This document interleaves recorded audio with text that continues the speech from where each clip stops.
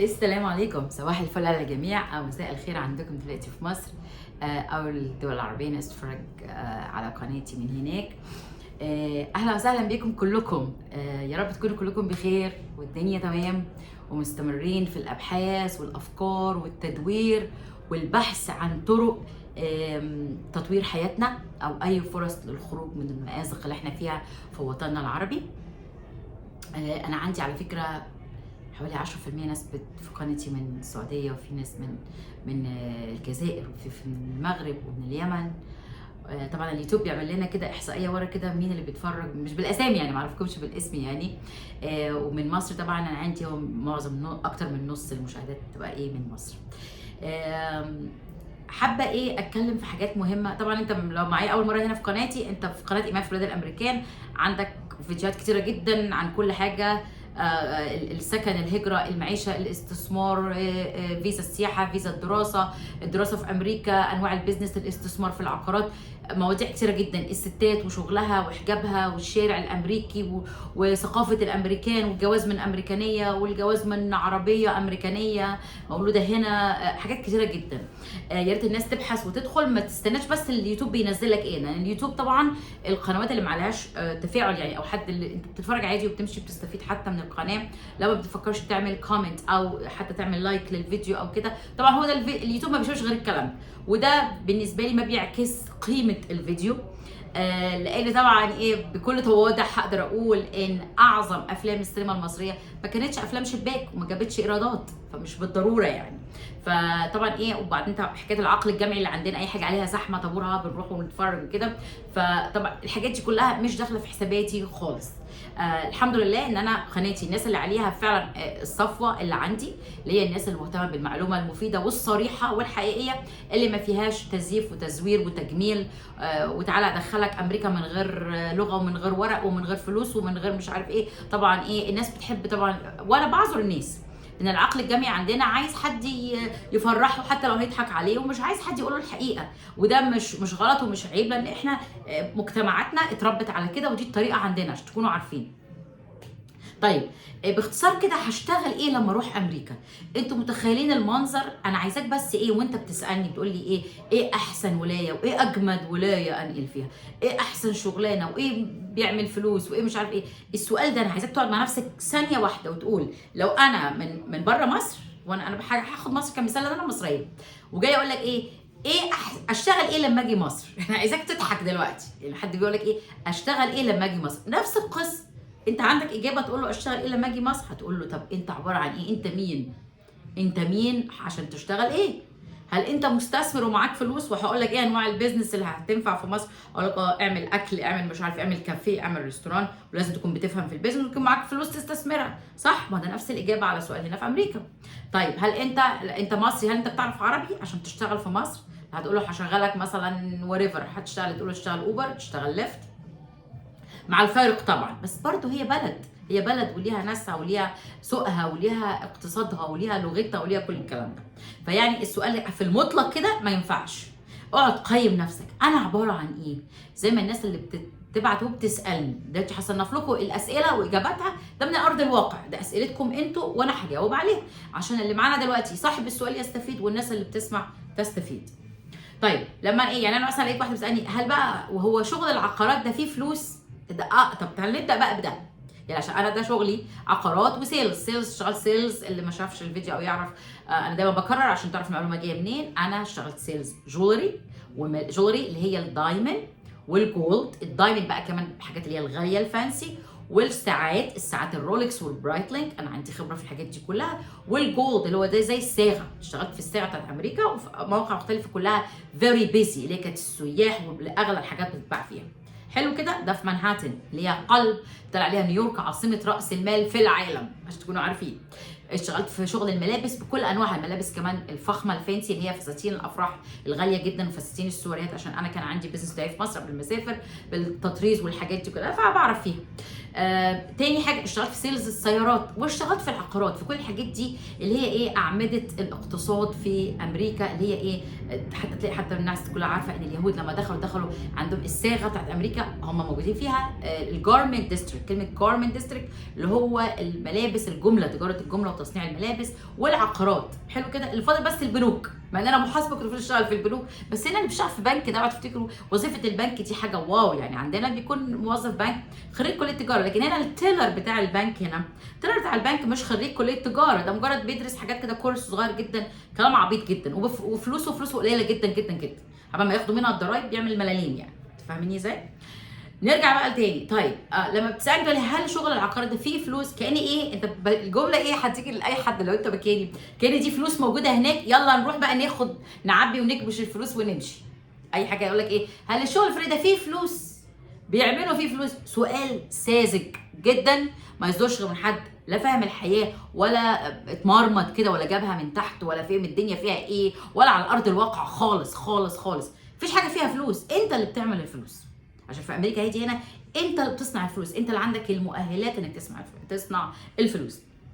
بيكون عندك في جيبك رخصه العقارات دي، وانا عندي فيديو كامل على ازاي تبقى ريال استيت بروكر، لان دي قصه طويله جدا، دراسه وامتحانات عشان في الاول تبقى ايجنت وتعمل انترنشيب تكمل 2000 وكذا نقطه او تعدي سنتين علشان تشتغل في شركه، وتروح تدرس تاني وتمتحن تاني عشان تبقى بروكر، عشان تقدر تبقى صاحب شركه او تعمل الديلز بتاعتك، مش البروكر بتاعك ياخد نص اللي انت بتعمله او حسب النسبه المتفق عليها. فاهماني؟ دي قصه طويله جدا بتاخد سنين وبتاخد شغل كتير جدا، وال2000 نقطه دول بيبقوا نتيجه ايجارات بتعملها وبيع كوميرشال وريزيدنشال، يعني تجاري وسكني وبيع وايجار ومحلات مجموعه كبيره جدا من الحاجات انت بتعملها في مده سنتين عشان تعرف تبقى بروكر. فطبعا عديت بكل الحاجات دي، الكلام ده من 2008 وانا بشتغل في الكلام ده. طيب يبقى نرجع تاني بقى يبقى مش الحاجه اللي فيها فلوس وانت بس تروح تعبي في الفلوس، لا. واحد بيبقى مع نفس الرخصه دي ما يعرفش ياجر بيسمنت اللي هو البدروم، اللي هو ده اقل حاجه اي حد يعملها في العقارات، هيكون تاني اقل من كده انه ياجر بيسمنت مثلا. او تكون معاك نفس الرخصه دي اللي في جيبك وتكون زي ترامب مثلا. ترامب الشهاده اللي معاه عباره عن ريال استيت بروكر، زي الشهاده اللي معايا دي، رخصه كده معانا زي الكارت كده، الكارنيه بتاع بتاع رخصه السواقه كده، ده عندنا كارت زي الكارنيه. فانت ممكن تبقى يعني الناس اللي عندها كونكشن بقى، ده بيتوقف مش بس انت مين وشطارتك لا، كونكشنز بتاعتك، انت جاي من انهي كوميونتي. يعني لما تكون انت عيل عندك 25 سنه ومن عيله جوش عندهم كونكشن، انت بتجيب لبنك في امريكا مثلا فرع في منهاتن، العموله بتاعتك في البنك ده بس كده بتعدي مثلا ال $200,000 $300,000 بس عمولتك، وده جزء من عموله الليستنج، انت بتمثل المؤجر والمستاجر والمؤجر، الاثنين بتتقسم بالنص، يعني تكون نص $1,000,000 انت تاخد ربع او هو ربع، حاجه زي كده يعني. ده انا بجيب لك بس مثال، بضرب لك اي ارقام، في طبعا حاجات اكتر من كده بكتير جدا. فهل انت الليستنج، هل انت عشان شاطر قوي وفكيك قوي جبت الليستنج دي وعرفت تقفل البيعه دي وانت مصري مثلا جايب الاكسنت بتاعتك، اللغه مهما كانت اللغه بتاعتنا حلوه جدا، انا الحمد لله لغتي فلوينت، رايتنج وريدنج وجرامر وفوكابلريز وسبيكينج، بس احنا مش من البلد دي، ما عندناش الكونكشن الكفايه بتاعت البلد دي. فاهميني انا اقصد ايه؟ فانت لما تسال ولما تتكلم ده كده على الهاي سكيل، لو حتى على السمول سكيل مثلا اللي هو على اضيق من كده، مثلا في نيبرهود معين في منطقه معينه، النيبرهود ده كله مثلا هنود وباكستاني وبنجلاديش، انت هتروح فين في وسط الناس دول؟ الناس دي كلها مش زي عندنا بقى يقعدوا يقولوا ما تتعاملش مع عرب ومصريين، الناس دي عايزين يتضربوا بالنار يعني. عشان في اليوتيوب دي كلمه فيها عنف يعني او كده، طبعا اليوتيوب مش بيفهم ان دي حاجه احنا بنقولها جست مجازا يعني كجوك، يعني عايزين يتعاقبوا يعني، ان كده بتخلي شكلنا وحش وتخلي الناس تركب وتدلدل رجليها علينا. ما تقولش كده، وما تسمعش لحد بيقول كده، وما تخلوش يستمر في كده. المصريين وحشين مع بعض بره، ما تتعاملش مع عرب، ما تتعاملش مع مصريين، اناف كفايه، خليتوا شكلنا زباله، والناس عندها حق تركب وتدلدل رجليها. انت فيك اللي فيك ده، ما تنشرش غسيلك بره وتحاول تتعامل مع اللي تصلح له غلطه وتستر عليه، تغطي عليه، ما تقولش مفيش حد في الدنيا مله بتعمل كده غيرنا، كفايه بقى ارجوكم كفايه. وانت لما بتنزل كده بتروح عند العرب تدور على شغل، تروح العرب عشان تسكن عندهم، تروح عند الدكتور العربي، بتروح عند المحامي العربي. طب ليه بس الكلام اللي ملوش لازمه ده ليه يعني؟ ليه خالص؟ عيب عيب عيب عيب عيب. الرجاله اللي عندنا اللي بتقول كده دي يعني حقيقي يو هاف تو ستوب، كفايه كده كفايه كده خالص. فانا عايزه ارجع تاني، الهندي بيروح بتاع البروكر الهندي بتاع الريال استيت اللي عنده، البنجلاديش بيروح للبنجلاديش، مفيش سؤال، هو ده كده بيروح له كده ومغمض، زي ما انت بتروح للدكتور المحامي بس فالح بقى في حاجات التانيه تقول ما اعرفش ايه. فهتلاقي لو ايطاليان وجريك في نيبرهود معين كله ايطاليان وجريك، هتلاقي في كل عيله عندهم واحد بيشتغل بتاع عقارات بتاع مش كده يعني، فهتلاقيهم برده بيروحوا ينفعوه، بيروحوا يشتغلوا معاه، بيروحوا وات ايفر. فالقصه مش قصه انت مين وبتاع وشطارتك ايه وكده. طبعا في جزء كده ان انت بتتعامل مع اللي هم مثلا ايه في نيبرهود معين زي اللي انا اشتغلت فيه، كان امريكان جايين في المنطقه دي لان مانهاتن بقت غاليه جدا، فدي كانت ايه زي كامين اب نيبرهود، بدا بقى يبقى في احلال للعائلات ومش عايزين اطفال ومش عايزين عائلات، بقى الناس اللي هم صغيرين في السن اللي بيشتركوا في السكن بتقلم كلمه روميت، دول انا اشتغلت معاهم وعرفت امشي اموري واعمل فلوس كويسه او اشتغل وابقى ايه اشتغل كويس معاهم في الايجارات. فغير كده القصه مش قصه بقى ايه ما يبقاش افقك ضيق وتقول لي ايه الحكايه. طب وبقى الاوبر وليفت دول فيهم فلوس يعني، ويرجع لك واحد مثلا، في واحد عراقي مشهور جدا اسمه جعفر يقعد يقول لك بصوا هوريكم بقى انتوا بقى الناس فرحانه يا عيني بالكلام ده، هوريكم جبايه في يوم 6 ساعات في مش عارف 20 عملت $180 عملت $350 بتاع. لا انت ما تجيبش كده، انت تجيب الشهر كله، تجيب السنه كلها بالوقت اللي هو فيه سلو وفيه بيزي، بيبقى فيه فلوس ومفيش فلوس وتطلع مصاريفك ومش لي الجاز قد كده وبتاع قد كده. ده كلام طبعا ما يدخلش، لو انت عيل صغير المفروض الكلام ده ما يدخلش دماغك اصلا. انت لازم تاخد على السكيل الكبيره الضرايب اللي هتدفعها كام، والعربيه لو قديمه طبعا كلنا بيشتروا عربيات قديمه عليها صيانه وفي حاجات بتعطل فيها تتكلف تصليح العربيه، تتكلف البنزين، تتكلف تشوف الايام اللي هي سلو كل الحاجات دي تتجمع في الاخر تشوف هتعمل فلوس كام. لكن مش واحد يقول لك ايه في يوم بس يوري لك كام ساعه عملت كذا بتاع. خلينا بقى ايه يعني بليز، يعني انا الناس كلها كل حاجه بقت على الانترنت، والناس دلوقتي بقت عندها فرصه انها تعرف اكتر من زمان. بص بصفه عامه للموضوع كله، هل انت عندك شاطر في الكلام؟ انت عشان انا ماشي انا هاجر لحد شقه، عشان اجر له شقه مش هكون بعرف اتكلم كويس كمان، مش بس انجليزي بترجم من بتاع، لا ده انا بدخل بقى في التفاصيل بقى فريق الكوره النهارده مين اللي هيكسب، يوم حد هو جاي لك انت بتشجع مين وانا بشجع مش عارف كذا. ده بيفرق في السكيل خالص، بيفرق في كفاءتك، بيفرق في حاجات كتير يا جماعه. انت مش موظف بقى قاعد في مكتب البريد بتطبع او بتختم جوابات، دي الوظيفه اللي مش عايزه مهارات. لكن لما تسالني على وظيفه محتاجه مهارات ومحتاجه انك تكون قد ايه موتيفيتد، قد ايه بتعرف تعمل اعلانات بتاعتك، قد ايه بتعرف كل ده بالانجليزي يا جماعه مش بالعربي. هتعمل اعلاناتك، هتروح تصور شققك، شاطر بتعمل افكار جديده، بتروح تعمل كونكشن مع السوبرز اللي هم اللي بنعلم زي ما فيش فكره السكيورتي قوي زي بتاعتنا، هي فكره مختلفه مالهاش دعوه بالسكيورتي، لان البيوت عندنا كلها مقفوله، البوابات كلها مقفوله الكترونيه، مفيش حاجه بتبقى مفتوحه كده يعني. فده الراجل ده وظيفته اللي هو السوبر ده اللي بيعمل ايه، بيصلح حاجه في البيلدينج، بيهتم بالزباله بيخرجها، حاجات زي كده.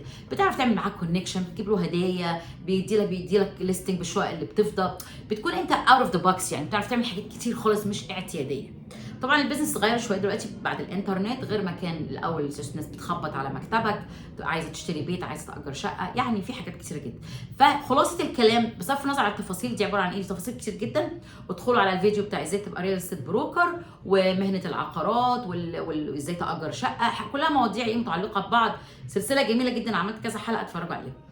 فالسؤال ما ينفعش يبقى نمطي، ما ينفعش يبقى نمطي، وما ينفعش بقى نرجع بقى برضو حاجه متعلقه بالنمطيه. انا عندي 40 سنه هل ينفع اروح واشتغل؟ انا عندي 50 سنه هشتغل ايه لما اروح امريكا؟ سؤال نمطي جدا، لان احنا طالعين من عقليه نمطيه. معلش حاولوا تتفهموا شويه اللي بقوله ده. انا مش من اسكتلندا وبعيب على المصريين، انا مصريه ومتربيه بنفس الطريقه وشفت الناس حواليا ازاي والى الان بيعملوا ايه، يعني بنفس التفكير ونفس سواء صحابي جيراني قرايبي، ما انا فاهمه، عشان كده بعرف اتكلم معاكم ووقفتكم. اللي بيفيد الناس اللي هو طالع بره شويه عمل زوم اوت وشاف الموضوع برؤيه مختلفه وعرف يشوف العيوب، لان هو قاعد هناك مش بيشوفها، فرصه انه يطلع بره ويشوف. مش عشان كده الناس هنا احسن، لا الناس هنا فيهم زفت التين، فيهم بلاوي كتير جدا، مش بعد كده بقول مين احسن مين اوحش، بس في حاجات كده الواحد بيعرف يشوفها اوضح. فاكرين في مصر الى الان ده عنده مش عارف كام سنه وهي عندها كام سنه، مش كبيره عليها، مش صغيره عليه، مش كبيره عليه، مش كده، كأن حاجه نمطيه، كأن مثلا ايه الناس دول هنوقف مثلا 20 شخص كده كلهم عند 40 سنه كلهم زي بعض، لا خالص خالص خالص. لو كانوا من جنسيه واحده، لو كانوا مصريين مثلا، تخيل بقى لو عملنا بقى الصف دوت، واحد كمان اجنبي، واحد اوروبي، واحد امريكاني، وواحد هندي، وواحد تشاينيزي، صيني، وواحد مصري، مختلفين خالص عن سن ال 40 سنه. دي حاجه حقيقه لازم نفهمها. 40 وايه يعني بعد ال 40 ها ايه؟ بتقول 40 سنه، انا 40 سنه وفت مثلا وعندي لياقه بدنيه، انا 40 سنه ومريض، انا 40 سنه وشاطر، انا 40 سنه وحرك، انا 40 سنه وكسلان، انا 40 سنه ووزني تقيل، انا 40 سنه وما بحبش اقف على رجلي طول النهار، انا 40 سنه وما بحبش قعده المكتب، انا 40 سنه وما اقدرش اشتغل في السيلز واتحرك كتير واعمل. 40 وايه 50 وايه تفرق كتير جدا. اجيب ممكن شخصين عندهم 40 سنه، شخصين عندهم 50 سنه مختلفين تماما. ده بتاع شغله هينفع في اي شغل، ينفع احطه في اي حاجه هيعرف يتصرف. محتاج يقف على رجليه، محتاج يجري، ما احنا مخلوقين عشان نقف على رجلينا الاثنين يا جماعه، مش مخلوقين ان احنا نقف على 4 مثلا او نقعد. لا، ده القعده دي غلط، ده استثناء الغلط، ده القعده دي غلط جدا جدا جدا. احنا مخلوقين عشان نتحرك. في البدايه الانسان ده كان المفروض يجري ورا الوحوش ويتشعبط في الشجر، يجيب تفاح ويلبس فر والمش عارف الايه. فبص لنفسك دايما على كده. احنا اتدلعنا قوي وارتحنا قوي، بس مش ده العادي، مش ده اللي المفروض يكون العادي بتاعنا. العادي احنا نقف على رجلينا طول النهار ونقدر نشتغل، ده العادي. لو عندك مشكله في ده او عندك مشكله في انواع معينه من الوظائف بسبب المجهود اللي هتعمله او بسبب حاجه ثانيه، المينتاليتي ان انت يو لوك داون تو سم جوبز، يعني انت ايه تحتقر بعض المهن او شايف ان دي ما تنفعش او ما تليقش عليك، لان انت مثلا كنت في الخليج مدير اداره مش عارف ايه، كمان اوريدي يعني الكلام ده ما ينفعش خالص. مدير اداره ده هناك يعني، فاهمني ازاي؟ والله لو انت عندك شهاده من البلد هنا معترف بيها هتشتغل نفس الكلام ده. لكن هتقول لي انا مش عارف مدير اداره مش عارف ايه، وورد واحده جات لي انا كنت في الجهاز المركزي للمحاسبات، انا اقف في بيكري او اشتغل في بيكري اللي هو الايه مخبز وحلويات وحاجات كده. لا طبعا مفيش حاجه اسمها عيب، لان احنا واحنا داخلين البلد دي ما كل حاجه تتوقف على المؤهلات اللي عندك. مؤهلاتك ايه بقى وانت داخل من بوابه امريكا؟ شهادتك دي هتحطها على جنب لان مش معترف بيها. وده يقودنا لسؤال تاني دايما اتساله، عندكم شغل بتاع الفيزيكال ثيرابي اللي هو مثلا العلاج الطبيعي، دول لهم شغل هناك وليهم فلوس. انت مفكر انت علاج طبيعي هناك، لكن انت مش علاج طبيعي. انت وانت داخل انت محتاج تثبت، تجيب اوراق اثبات الثانويه العامه بتاعتك. يعني فاهمني ازاي؟ ايه كنت علمي كنت ادبي درست ايه عشان يعترفوا بالثانويه العامه الاول؟ انسى خالص الكليه دي خالص، انت هنا هتدخل كليه هنا. وبعدين تجيب بقى زي ما عملت الكلام ده، عملت ايفالويشن للساعات بتاعتي في كده معايا، بتعمل ايفالويشن تقييم، بتجيب لهم بقى الشهاده بتاعتك مترجمه ساعات الدراسه بتاعتك. انا كنت خريجه تجاره محاسبه، فشافوا بقى ادوني 86 كريدت اور، 86 ساعات كريدت، وكان فاضل لي عليهم عشان ابقى 123 اللي هي محاسبه هنا 123 كريدت، فكان فاضل لي حبه صغيرين. لكن انا لقيت كل ده وعرفت بقى، جبت من الاخر بقى المحاسب بقى هيعمل كام؟ لا ده انا اشتغل حاجه ادرس اقل من كده بكتير، كانت الدراسه هتبقى اقل من سنه ونص، سنه ومش عارف شهرين ابقى اعمل او اقل كمان عادل الشهاده بتاعتي. لا قررت ادرس عقارات، دي برضو دراسه وكتب وامتحانات وشغلانه اسهل واقصر وبتعمل فلوس قد التاني ده مرتين المحاسب. فاني فكل واحد بقى، فانت تعرف بقى كل الكلام ده لما تبقى انت هنا بتاع علاج طبيعي تدرس، لما تبقى تتكلم بقى في ده. لكن وانت هناك ما تقوليش انا هل دول ليهم شغل هناك؟ ما انت مش من دول، ما انت مش علاج طبيعي وانت جاي من هناك. فاهمني ازاي؟ الكلام ده بقول لك عشان من الاخر كده. اما بقى فكره بقى ايه؟ برضو الدراسه هنا ما بتحطش في بالك الدراسه دي هتخليك تبقى واو مليونير، لا. قبل ما تدرس وتضيع وقتك وتضيع عمرك، اعرف من الاخر كده، احنا بيقولوا عليه ايه، بتحط الكارج قدام الحصان، يعني تحط العربيه قدام الحصان، يعني العكس كده.